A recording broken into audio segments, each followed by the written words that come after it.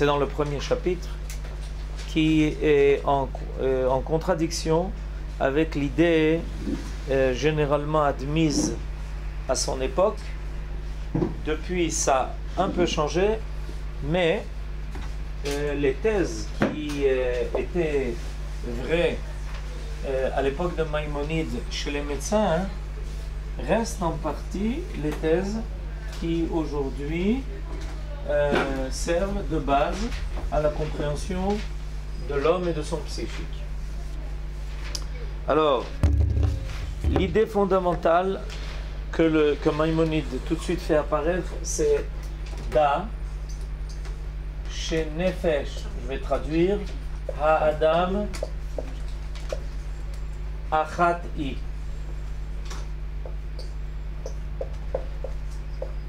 Voilà. Ouvrez le premier chapitre. Ouvrez le premier chapitre dans vos livres. Alors là, on commence le premier chapitre. Là, on est dans le premier chapitre, exactement. Non, ça c'est l'introduction. Myriam, ça c'est l'introduction. Vous devez aller au premier chapitre. Le premier chapitre, c'est à la page 13. Voilà, je lis les premiers mots. Da shenefesh adam achat. D'accord, je vais juste rajouter le mot i. On peut la supprimer. On peut supprimer ce mot. Da shenefesh adam achat. D'accord? Vous avez vu? Vous avez trouvé ces mots? Vous avez trouvé ces mots? D'accord. Alors, j'explique donc la première phrase. Da shenefesh adam achat. Sache que le nefesh, c'est-à-dire, et là je traduis de façon très libre, mais parce que à mon avis c'est ce qui est exprimé ici par Maïmonide, sache que la vie de l'homme, nefesh adam, ce qui le fait vivre, en réalité c'est pas ce qu'il fait vivre, mais l'expression de sa vie, achat, n'est qu'une seule et même chose. Alors le mot important ici, c'est achat. Voilà, ça c'est les premiers mots du premier chapitre. Da, chez Nefesh Adam Achat. Nefesh, c'est l'âme, c'est le psychique, c'est tout ce qu'on sent de la vie de l'homme en lui. C'est pas son corps. Ou plutôt, c'est aussi son corps, mais le corps vivant. Et tout ça n'est qu'une seule et même chose. Alors, quelle est l'idée que Maïmonide veut ici faire apparaître? La traduction, oui. Da, sache que la vie de l'homme n'est qu'une seule et même chose. Achat. Il y a des mots qui sont très simples ici, à mon avis, une bonne partie des mots vous connaissez déjà. Alors, quelle est l'idée fondamentale que Maïmonide veut ici faire apparaître? Et en quoi il est en contradiction, en lutte, même avec les médecins penseurs de son époque. À l'époque de Maïmonide, quand on est médecin, on est aussi penseur. Quand on est penseur, on est très souvent médecin. Et le médecin, c'était avant une institution en soi. De nos jours, c'est plutôt un technicien. Mais à une époque, c'était pas comme ça. Alors, l'idée qui avait généralement cours à l'époque de Maïmonide était que l'homme est un bâtiment avec plusieurs étages. De façon imagée, je dis les choses.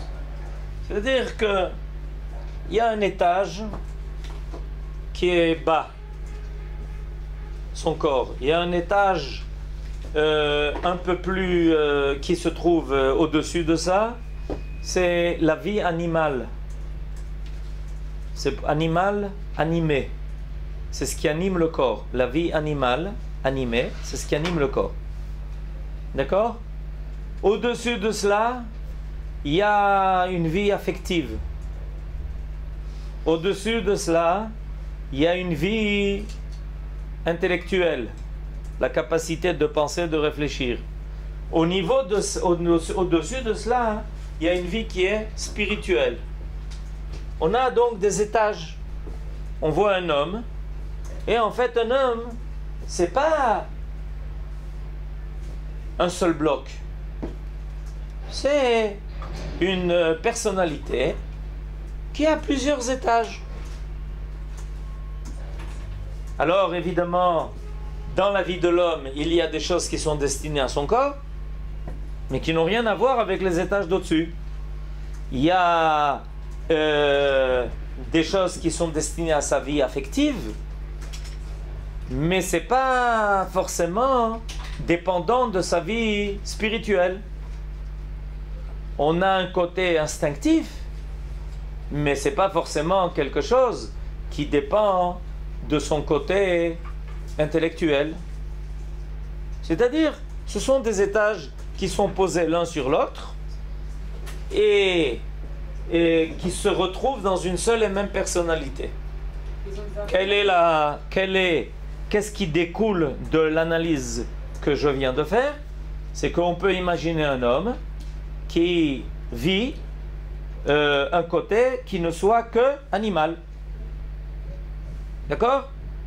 Maintenant, dans une partie de ces fonctions, il y a des fonctions qui sont animales.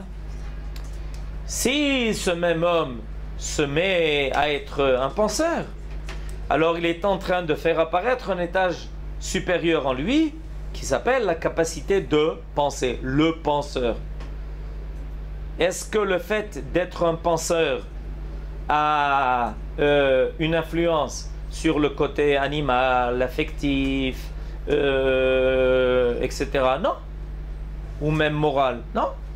C'est une autre partie de l'homme, de sa personnalité, qui fonctionne, mais qui n'est pas ni dépendante ni influente sur les autres parties qui sont en lui. Il faut qu'il y ait une influence entre eux, non? Attendez, je suis en train d'expliquer ce que l'on pense à l'époque de Maïmonide. Ah, d'accord. Alors, un exemple. Alors, quelles vont être les conséquences d'une telle approche? Que par exemple, on peut étudier chez un animal le fonctionnement de l'homme. Pourquoi? Parce qu'il y a en l'homme une partie qui est animale. Donc, à ce niveau-là, on trouve une égalité de fonctionnement entre l'homme et l'animal. On trouve une égalité de fonctionnement. On est bien d'accord? Et on peut aussi imaginer que l'un n'étant pas dépendant de l'autre, on aura un homme de grand esprit, mais d'une moralité très basse. Et si quelqu'un dit, mais comment un homme avec un tel esprit soit tellement immoral? Réponse, mais quel rapport? Il est intelligent, c'est un génie, il comprend facilement, il a une capacité de saisir les choses rapidement. Le niveau moral, c'est autre chose chez l'homme, c'est un domaine qui est tout à fait autre. On trouvera des hommes moraux bêtes et on trouvera des gens intelligents immoraux, et personne n'est surpris de cela. C'est légitime. Ça peut se considérer comme étant quelque chose de légitime, puisque ce sont des Legos qu'on emboîte les uns dans les autres, et qui, en réalité, chaque case est indépendante de l'autre. Oui. Un homme moral avec une... Pardon? Vous avez dit ça fait un homme moral avec une... J'ai dit qu'on peut penser à un homme qui soit moral tout en étant bête. Et on peut penser à un homme intelligent et génial tout en étant immoral. Pourquoi? Parce que ce sont des cases différentes dans la personnalité de l'homme. C'est clair? Et j'ai dit surtout que l'on peut envisager d'arriver à comprendre l'homme par d'autres créatures qui ont des fonctions qui lui ressemblent. Si on trouve que les animaux mangent, on peut à partir de là comprendre ce que ça veut dire manger pour un homme. Pourquoi? Parce qu'il y a en l'homme une partie qui est animale. Donc, étant donné qu'il y a en l'homme une partie qui est animale, si j'arrive à comprendre ce qui se passe chez un animal pendant qu'il mange, j'arriverai à comprendre ce qui se passe chez l'homme. Ok? Ben, tout ce que je viens de dire est réfuté par Maïmonide. C'est le grand chidouche que Maïmonide fait apparaître dans cette étude. Chidouche, ça veut dire nouveauté. Et tout ça, il a condensé dans une phrase. Chidouche, ça vient du mot chadash, quelque chose de nouveau. Il a concentré tout ça dans une phrase. Da, sage. En général, chez nos sages, quand on se sert du mot da, ça veut dire c'est parce que je te transmets quelque chose. C'est une phrase, c'est un mot, pardon, qui sert à introduire une phrase qui vient dévoiler quelque chose qui est le résultat d'une tradition, d'une connaissance qui dépasse la connaissance expérimentale. Vous savez qu'on a deux connaissances essentielles. On a la connaissance expérimentale, c'est-à-dire on observe les choses, on voit comment ça se passe, on tire des conclusions, on arrive à en tirer des lois. Et puis il y a une autre façon de connaître les choses, il y a une révélation. Il y a quelque chose qui n'est pas passé par ton expérience, mais qu'on vient t'annoncer, qu'on vient te faire savoir. La Torah est une révélation et non pas une connaissance expérimentale. C'est une révélation. C'est très important de savoir qu'avec la Torah, on aborde un autre domaine de connaissance, le domaine de la révélation. Akadosh Baruch Hu, Dieu, nous a amenés au Sinaï, non pas pour que nous enquêtions sur ce qu'est la divinité, mais pour la rencontrer. C'est une connaissance qui surmonte tous les obstacles habituels que l'homme rencontre lorsqu'il essaye d'acquérir certaines connaissances. Par exemple, il y a la connaissance habituelle de l'homme, qui est une connaissance expérimentale, elle rencontre beaucoup d'obstacles, la relativité des choses. Ou elle rencontre comme obstacle le doute, la possibilité de remettre en cause, puisque ce que toi tu affirmes, c'est en fonction de ton expérience. Mais si je réussis, par exemple, jusqu'à l'époque de Einstein, tout le monde avait adopté la physique de Newton. Einstein dit, vous savez, il y a une autre physique. 2 fois, il a échoué dans son doctorat. Imaginez-vous Einstein, 2 fois, on a refusé son doctorat. Et un jour, il a prouvé qu'en réalité, la physique qu'il proposait était la bonne physique et on ne pouvait plus refuter ses expériences. Alors c'est la révolution dans le monde de la physique. Il a dit, mais c'est pas possible, mais pendant des centaines d'années, on est en train de marcher selon une physique qui est vraie seulement en partie. C'est la connaissance de l'homme par expérience, elle est partielle. La révélation ne se passe pas du tout à ce niveau. La révélation, c'est une apparition de la vérité qui n'est pas bloquée par les contingences de tout ce que je viens de dire. Alors, Maïmonide da, sache, donc que nous savons, par révélation et tradition, et évidemment, moi en tant que médecin, finalement j'ai vu que c'est confirmé, que l'homme n'est qu'un seul et même être dans tout. Tout. On n'est pas un assemblement de l'ego. On est tout. Alors, on est tout d'un seul coup. On est tout d'un seul coup. Alors, qu'est-ce que ça veut dire qu'on est tout d'un seul coup? Par exemple, ça veut dire qu'à chaque moment, dans notre existence, tout est présent. Le spirituel, le moral, l'intellectuel, l'affectif, notre volonté, nos fonctions physiques, nos fonctions métaphysiques. Tout est présent.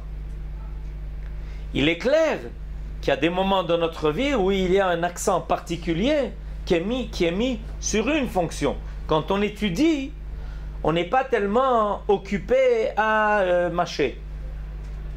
On est concentré sur ce qu'on étudie. C'est pas la fonction de mâcher la nourriture qui est l'essentiel. D'accord? Mais ce que Maïmonide dit, c'est que on n'est jamais sans une de ces fonctions.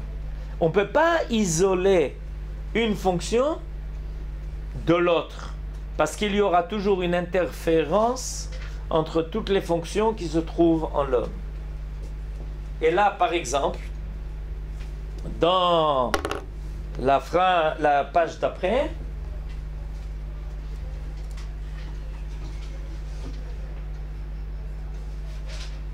regardez sur la page tête, vous êtes à la page tête, le deuxième paragraphe, je lis le paragraphe, Ukvar igdamnu beze aperek, shedvarenu enam rak benefesh ha'adam. Et je t'ai déjà expliqué que j'ai l'intention de ne parler dans cette œuvre que de l'homme. Ki koach hamazon sheizon bo ha'adam, je lis, parce que l'influence de la nourriture sur l'homme, eno ke koach hamazon sheizon bo asus ve'achamor, ne ressemble pas à la prise de nourriture par un cheval ou un âne. Alors qu'est-ce qu'il est en train de réfuter? Il est en train de réfuter l'idée que quand un homme mange, il y a à ce niveau-là de la nourriture, de prendre la nourriture, de la mâcher, de l'absorber, de la digérer et de toute l'influence que la nourriture assure sur le corps de l'homme. Et il n'y a aucune différence entre un homme qui mange et un cheval qui mange ou un âne qui mange. Aucune différence. C'est la même chose. Tu les regardes, ils sont tous les deux en train de mâcher et puis la nourriture commence à descendre et puis on mange jusqu'à être rassasié. Conclusion, un homme est un âne. Je n'ai pas dit qu'un homme est toujours un âne, mais pendant qu'il mange, c'est un âne. Maïmonide dit, un homme n'est jamais un âne. Même dans les fonctions qui semblent ressembler aux fonctions que l'on trouve chez l'animal. Un homme n'est jamais un âne. Quand un homme mange, il mange en faisant participer à sa fonction de se nourrir tout ce qui est en lui. Son âme, son esprit, ses sentiments, son imagination. Il mange, il dit ouais, ça ressemble à la nourriture de ma mère. Pour un âne, ça n'existe pas de penser qu'il est en train de manger le couscous de sa mère. Ça n'existe pas. Chez un homme, oui. Et alors tu dis, mais ça change rien. Ça change beaucoup. Ça change énormément. C'est le fait d'absorber la nourriture en faisant participer toutes les autres parties de son être te place pendant que tu manges à une condition qui est tout à fait différente de celle de l'animal. Et c'est pour ça que l'on trouve que les mêmes aliments vont avoir des répercussions qui sont différentes chez tel homme ou chez l'autre, en fonction de il a le moral ou il n'a pas le moral, il a de l'appétit ou il n'a pas de l'appétit, il a envie de manger ou il n'a pas envie de manger, il a les conditions nécessaires pour manger. Un animal, si tu lui donnes de la paille, il ne va pas vérifier si la table est bien mise. Mais pour un homme, oui. Pourquoi? Parce que pour un homme, il y a d'autres sens. Il y a un autre sens à la nourriture, à la fonction de se nourrir qui apparaît. Parce que pour moi, c'est important aussi qu'en même temps, par exemple, l'enfant, il a besoin que sa maman lui raconte une petite histoire pendant qu'il mange. Imaginez-vous que la maman Anne doit raconter des histoires à son petit ânon pour lui donner à manger. Mais l'enfant, oui. Alors, pourquoi? Parce que ça va avoir une influence sur son comportement. Il va accepter, sa mère peut le nourrir, quelqu'un d'autre ne peut pas le nourrir. Parce qu'elle sait les histoires qu'il aime pendant qu'il mange. Je donne des petits exemples, mais ces petits exemples, ils sont très conséquents. Il y a quelque chose qui n'est pas clair? Non, je disais que par rapport à tout ça, on fait aussi la bracha avant de manger quelque chose. Voilà, kol hakavod. Exactement, maintenant vous avez compris. Sans ce qu'on vient de dire, tout ce qui accompagne chez nous l'activité de se nourrir. Et si qui doit l'accompagner avec quelque chose de très spirituel. Les brachot, avant, après, quoi manger, qu'est-ce qui est permis, qu'est-ce qui est interdit, sans que c'est rien à voir avec le côté physique. Rien à voir. Il y a des choses qui nous sont interdites, c'est pas évident que ce soit des choses qui sont nocives. Et pourtant elles sont interdites. Pourquoi? Parce que l'homme étant un seul et même être, dans tout ce qu'il est, dans tout ce qu'il vit, dans toutes ses fonctions, il doit y avoir sans arrêt un souci quand on accomplit, quand on est occupé à une des fonctions de notre être, de toutes les autres données. De toutes les autres données. Si tu découpes l'homme en morceaux et que tu n'acceptes pas le principe qu'il est nefesh achat, une seule et même chose, alors tu peux dire mais ça n'a rien à voir.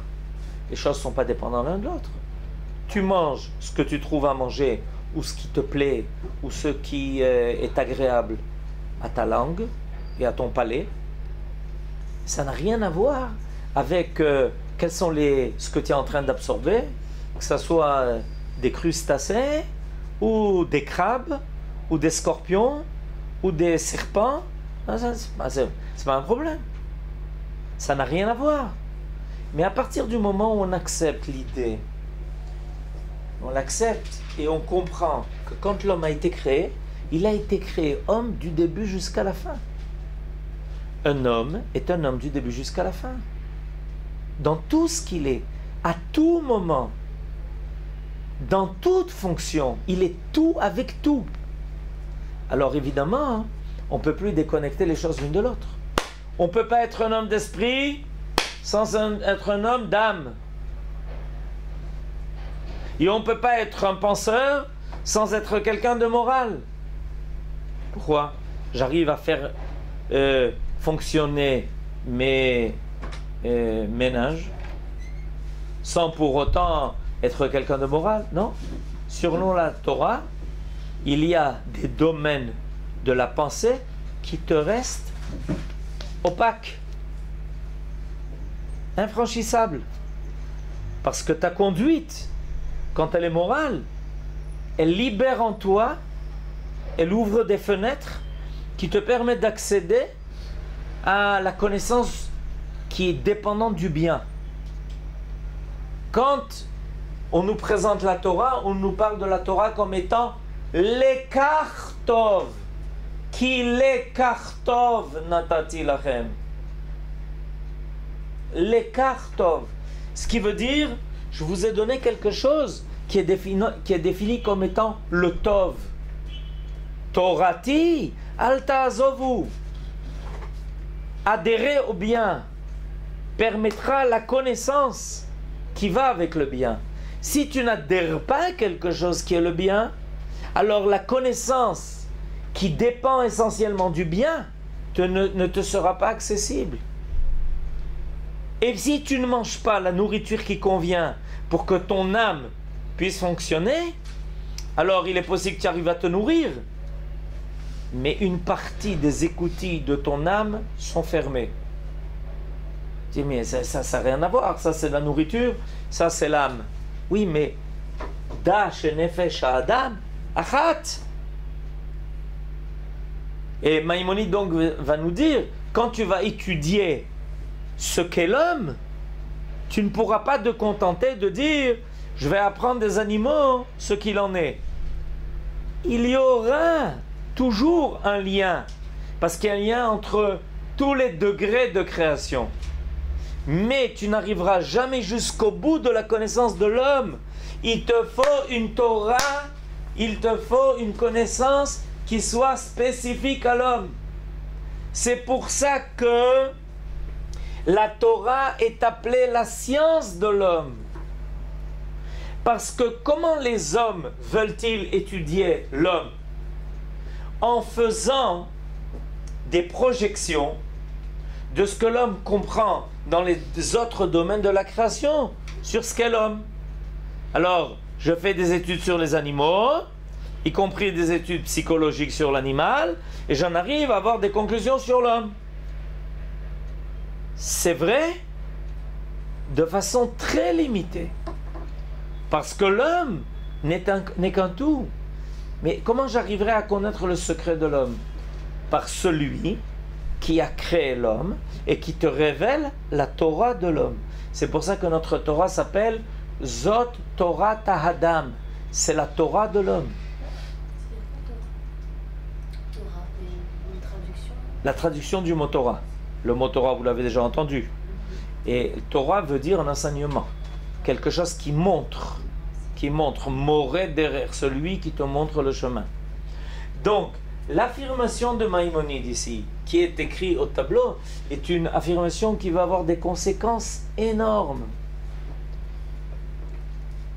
Une autre conséquence, c'est que l'homme est toujours jugé en fonction de sa capacité et nécessité d'être un homme.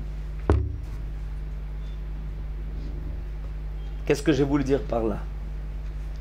Je veux dire par là que des fois, l'homme se permet d'être un homme au rabais.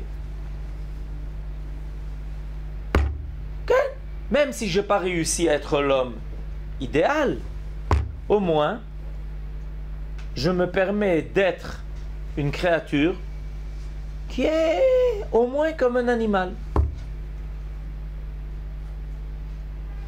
Et des fois l'homme est même défini comme ça. Tu vois, celui-là, c'est un tigre. C'est un tigre, tu es en train de l'insulter. Non, il a des qualités comme ça, comme un tigre. Oui, mais justement, tu es en train de l'insulter. Parce qu'un homme doit toujours être un homme, jamais être un tigre. Un homme est un homme. Ce qui veut dire que jamais un homme ne peut renoncer à sa condition d'homme. Exemple, imaginez-vous que tout d'un coup, quelqu'un commence, au lieu de marcher, comme on connaît la démarche de l'homme, il commence à marcher à quatre pattes. Puis on lui dit, qu'est-ce que tu fais? Il dit, mais aujourd'hui j'ai envie d'être un chat. Et puis quand je fais miaou miaou, n'oubliez pas de me caresser. Je fais de mal à personne. J'ai envie de faire miaou miaou. Et que quelqu'un vienne me caresser. Mais on ne peut pas te permettre d'être autre chose que d'un homme. On ne peut pas te permettre. Parce que tu as été créé homme. Et le Maharal de Prague complète cette notion en disant quelque chose d'extrêmement important et grave. Quand un homme renonce à être un homme, il n'est rien. Il n'est pas moins qu'un homme. C'est-à-dire, en réalité, chacun de nous a été créé pour assumer sa condition. On attend d'un cheval d'être capable de courir au galop.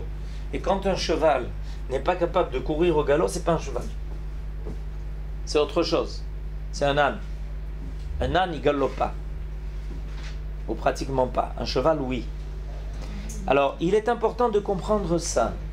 Parce que c'est ce qui va nous interpeller en nous disant, vous savez, la Torah, qu'est-ce que la Torah finalement réclame de nous? L'enseignement divin. Il nous apprend quelle est notre véritable condition. Il nous apprend qui sommes-nous véritablement pour être capables d'assumer ce que nous devons être du début jusqu'à la fin. Sans pouvoir accepter de rabais. Alors, on comprend que ça demande du temps, ça demande une progression, mais quand on s'occupe de l'éducation d'un enfant, on n'éduque pas un enfant en se disant, toi, s'il rampe, c'est parce que finalement, au moins, c'est devenu un chat. Non. On sait qu'il est en route pour finalement apprendre à marcher. Et qu'un jour, il marchera comme un homme. C'est notre but. On sait vers quoi on va. On sait vers où on doit aller. Et cette compréhension des choses et cette connaissance des choses nous amène à un domaine qui nous explique pourquoi la Torah s'occupe de tous les éléments de la vie de l'homme. Tous les éléments de la vie de l'homme. La Torah n'est pas destinée à une démarche intellectuelle. Elle n'est pas destinée à nous donner des connaissances physiques sur l'existence du monde. La Torah s'occupe de tout, toujours. Elle va fixer l'ordre du jour de l'homme depuis le moment où il ouvre ses yeux jusqu'au moment où il les ferme. Et elle s'occupe même du temps où il dort. Et elle va s'occuper de l'individu comme de la collectivité. Elle va s'occuper de son côté moral comme de son côté affectif. La Torah est totale parce qu'elle s'adresse à l'homme qui est un être total. Et toutes les autres créatures, à part l'homme, ne font apparaître que partiellement la capacité divine de la création.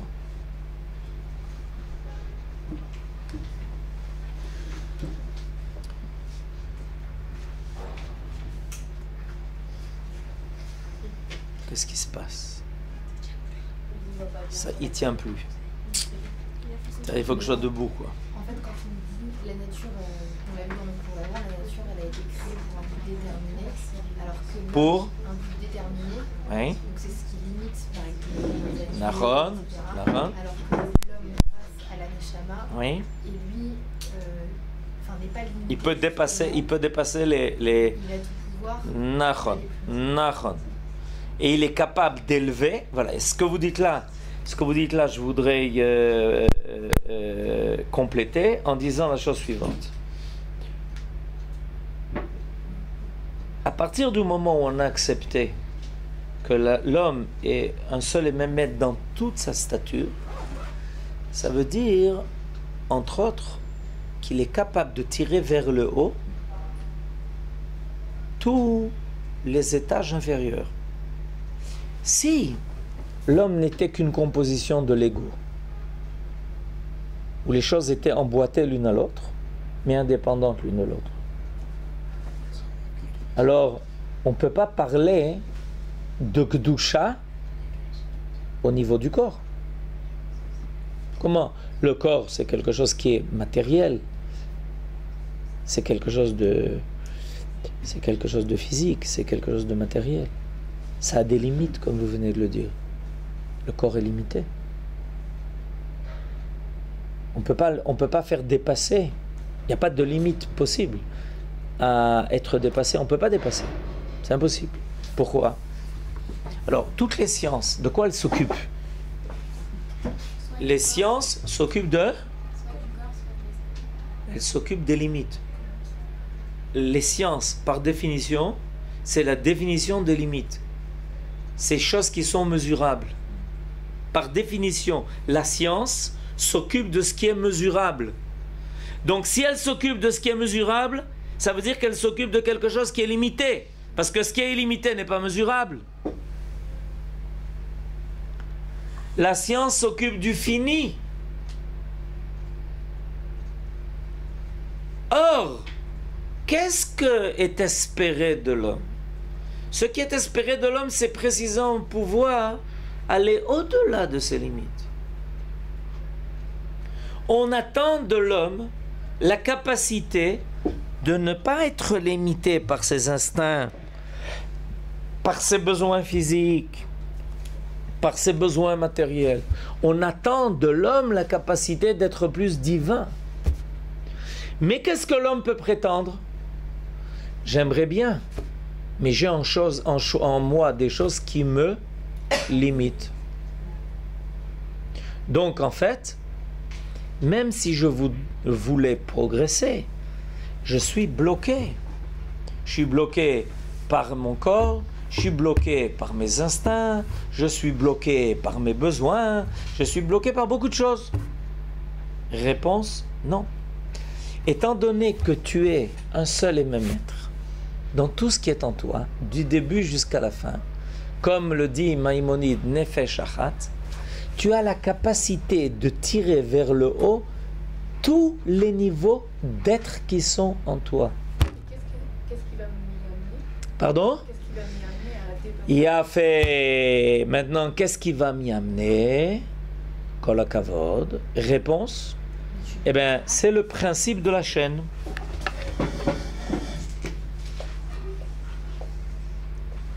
Si je veux que le dernier maillon de la chaîne monte, qu'est-ce qu'il faut faire? Qu'est-ce qu'il faut faire? Ben, il faut tirer d'en haut. Il faut tirer par là. Si tu tires le niveau de le maillon de la chaîne le plus élevé, le niveau le plus élevé de cette chaîne-là, tout va monter. D'accord? Le fait de donner un dynamisme à cette partie-là va impliquer un dynamisme à l'ensemble de l'être. Si tu penses que chaque partie de l'être est indépendante, le fait de tirer ça vers le haut, ben ça ne tire pas le reste. Mais si tu acceptes l'idée de Maïmonide que Nefesh Adam Achat, quand tu vas tirer le maillon de la chaîne qui est au bout de la chaîne vers le haut, eh bien tout va monter en même temps. C'est quoi le maillon? Et, pardon? C'est la vie spirituelle, le maillon? Alors, quel est le maillon le plus élevé qui est en l'homme? Spirituel. Son âme. De là, on apprend que la Torah est la nourriture de l'âme. Et tu dis, c'est bien, tu t'occupes de l'âme. Et le reste? Mais comment le reste? Ça suit. Le reste, ça suit. Le reste va être tiré. Le reste va être va s'élever par le même principe. Évidemment, pour aider, on a des mitzvot. Les mitzvot, elles ont affaire aux autres niveaux de l'existence de l'homme. D'accord? Je veux être un homme qui, quand il va manger, va être l'homme qui se rapproche de Dieu. Je répète, parce que je viens de dire la chose la plus paradoxale qui existe.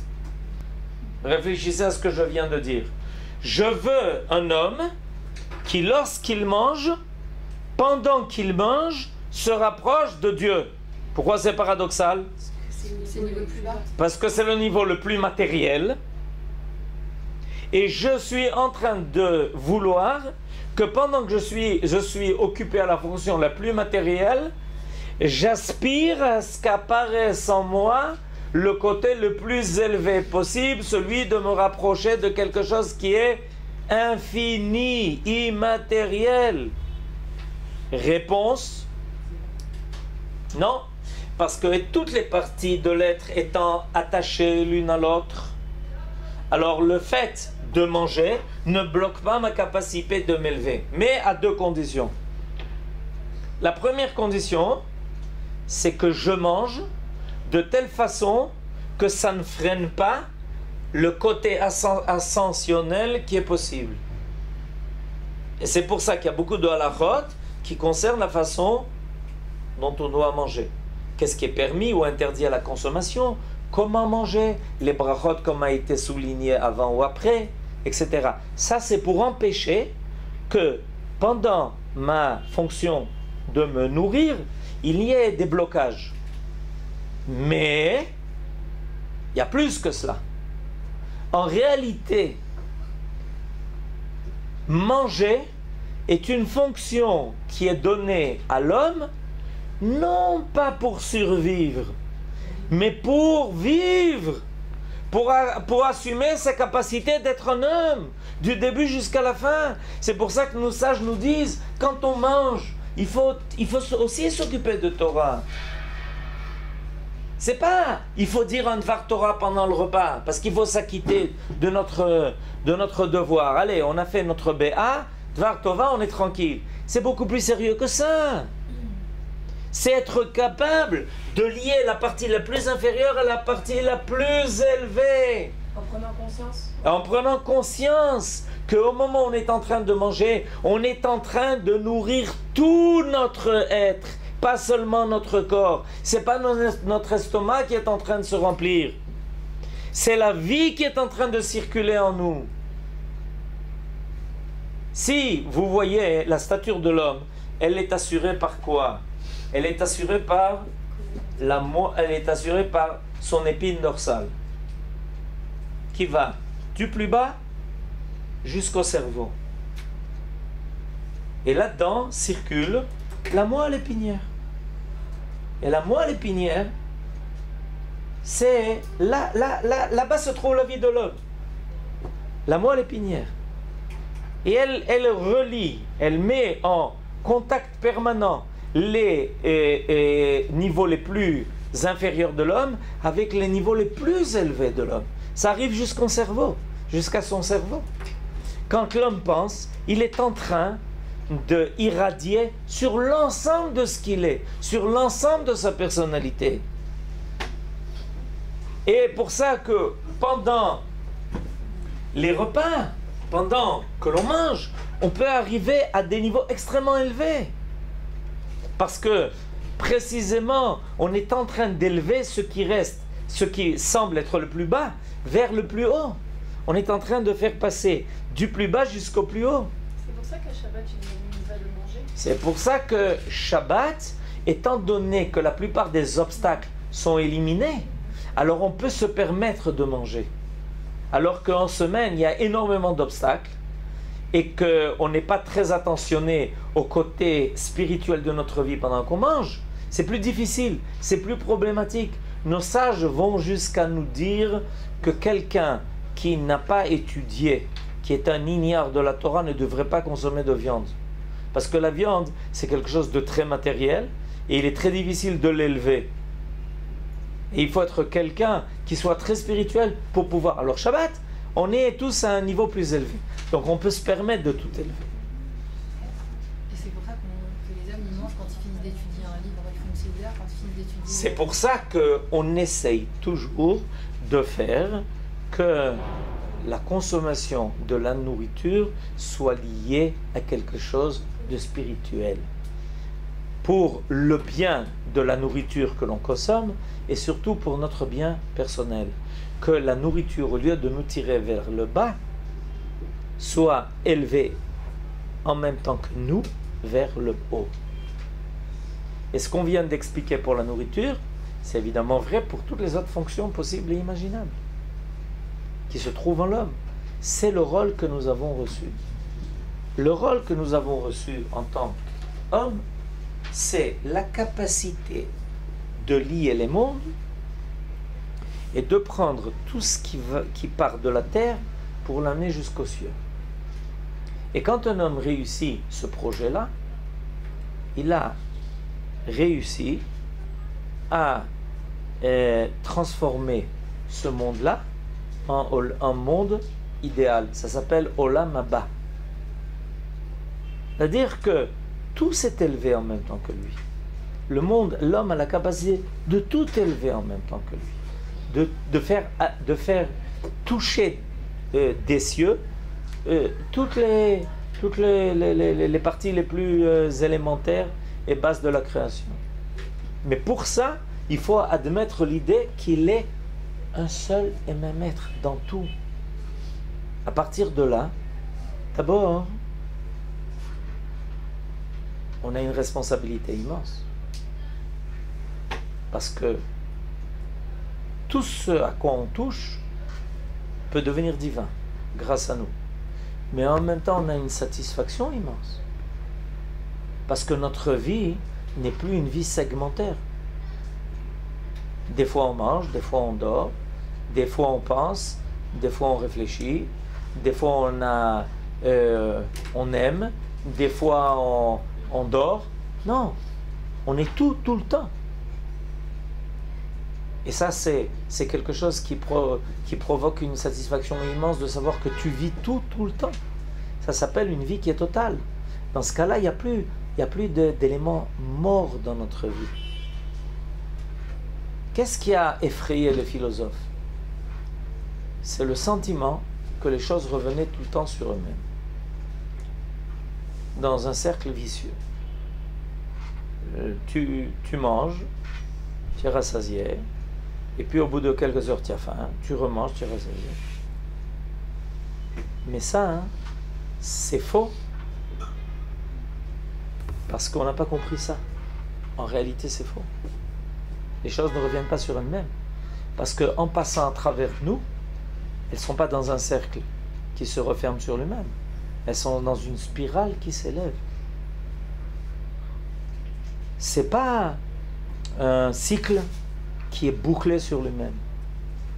Par l'intermédiaire de l'homme, les choses semblent revenir sur elles-mêmes. Quand on voit une spirale, de loin on a l'impression qu'elle revient sur elle-même, mais quand on distingue les choses comme il faut, on s'aperçoit que cette spirale n'arrête pas de s'élever, et l'homme est capable de tout élever avec lui, et de transformer donc le monde le plus matériel vers le monde le plus idéal. Et qu'est-ce qui peut amener un homme justement à cette conscience qui peut sentir de dépasser sa limite? Premièrement, un homme a une âme, et cette âme réclame ça de lui. Parce que quand l'homme est né, il est né pour être d'abord une âme qui apparaît sur terre. Il n'est pas né pour être un corps qui apparaît sur terre. Il est né pour être une âme qui apparaît sur terre. Deuxièmement, comme on l'a dit tout à l'heure, à partir du moment où on renforce les maillons de la chaîne qui sont en haut de la chaîne, on arrive à tout élever grâce à cela. On arrive à tout aspirer vers le haut grâce à ça. C'est pour ça que le judaïsme exige de la part de l'homme d'être très soucieux de sa nourriture d'âme. Pas moins, en réalité beaucoup plus que sa nourriture de corps. Un homme doit faire le compte. Est-ce que j'ai plus souci de ma nourriture d'âme que de ma nourriture de corps? C'est fondamental. C'est ce qui permet de tout élever. D'où l'importance de l'étude. Donc l'homme possède en lui cette potentialité. L'homme possède en lui cette potentialité. Mais bien sûr, absolument. C'est une exigence permanente qui se trouve en lui. L'homme, quand il mange, il nourrit son âme aussi. Quand un homme mange, il nourrit tout son être. Tout. Tout est nourri. Quelqu'un qui mange pas cachère. Quelqu'un qui ne mange pas cachère, le pauvre. Est-ce qu'il nourrit tout son être? Il nourrit tout son être de choses qui sont nuisibles. Et alors, c'est comme quelqu'un qui mange une nourriture qui n'est pas adéquate. Il provoque, il sécrète en lui des effets nocifs qui vont être des écrans qui ne permettront pas à l'âme ni d'apparaître, ni d'avoir l'influence qu'elle peut avoir, ni de recevoir une nourriture spirituelle qu'elle aurait bien reçue, aimé recevoir. Eh bien, Shavua Tov.